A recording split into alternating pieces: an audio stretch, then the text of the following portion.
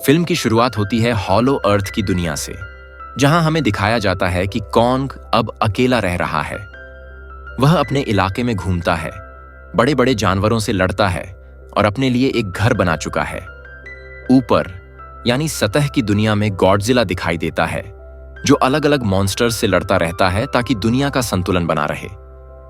दूसरी तरफ वैज्ञानिकों की एक टीम होती है जिसमें डॉक्टर आइलीन एंड्रयूज और उसकी गोद ली हुई बेटी जिया होती है। जिया का कॉन्ग से एक खास रिश्ता होता है, वह बिना बोले उसके मन की बात समझ सकती है।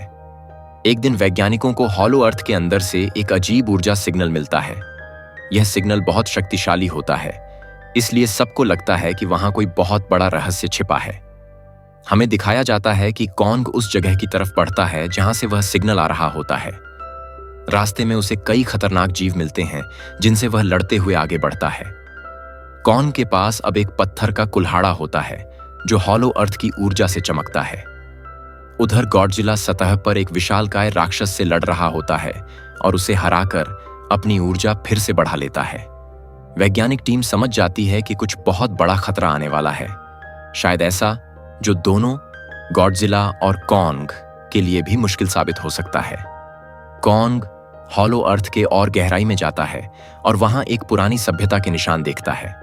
उसे दीवारों पर बनी आकृतियों में ऐसे जीवों की तस्वीरें दिखाई देती हैं जो उसके जैसे ही दिखते हैं। तभी हमें एक नया किरदार दिखाया जाता है, स्कार किंग। स्कार किंग एक लाल रंग का विशाल वानर होता है जो बहुत चतुर और निर्दयी होता है। उसके साथ एक और जीव होता है, शिमो, जो बर्फ और ठंड की शक्ति रखता है। स्कार किंग ने शिमो को कैद कर रखा होता है ताकि उसकी शक्ति का इस्तेमाल करके वो पूरी हॉलो अर्थ पर राज कर सके। जब कॉन्ग स्कार किंग के इलाके में पहुंचता है तो वहां उसकी पहली भिड़ंत होती है। दोनों में जबरदस्त लड़ाई होती है, लेकिन स्कार किंग के साथ बहुत सारे बंदर जैसे सैनिक होते हैं और कॉन्ग अकेला पड़ जाता है।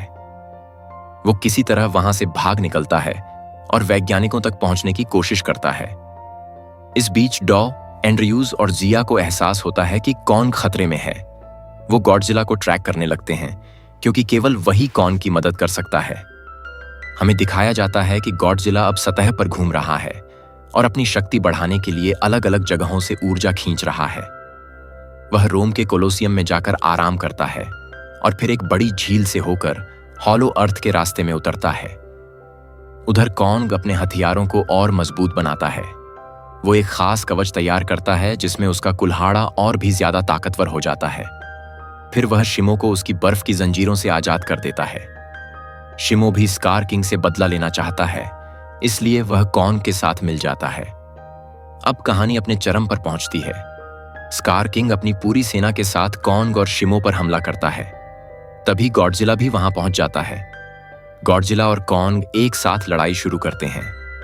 गॉडजिला अपनी नीली परमाणु किरण से स्कार किंग की सेना को रोकता है, जबकि कॉन्ग अपने कुल्हाड़े से सामने वाले राक्षसों को गिराता जाता है। शिमो अपनी बर्फ की शक्ति से मैदान को जमा देता है, जिससे स्कार किंग की चालें धीमी पड़ जाती हैं।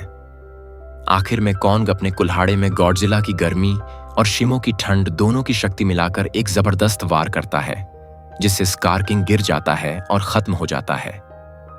लड़ाई खत्म होने के बाद सब जगह सन्नाटा फैल जाता है। गॉडजिला चुपचाप सतह की ओर लौट जाता है और कॉन्ग हॉलो अर्थ में रह जाता है। अब हॉलो अर्थ में शांति लौट आती है। जिया और डॉ, एंड्रयूज देखते हैं कि अब यह जगह टाइटन्स का नया घर बन चुकी है, जहां वे आपस में बिना लड़े रह सकते हैं। जिया मुस्कुराती है क्योंकि उसे लगता है कि कॉन्ग अब सच में अकेला नहीं है। फिल्म के आखिर में हमें दिखाया जाता है कि गॉडजिला सतह की एक ऊंची पहाड़ी पर खड़ा होकर गर्जना करता है, जबकि नीचे हॉलो अर्थ में कॉन्ग अपने कुल्हाड़े को जमीन में गाड़ देता है।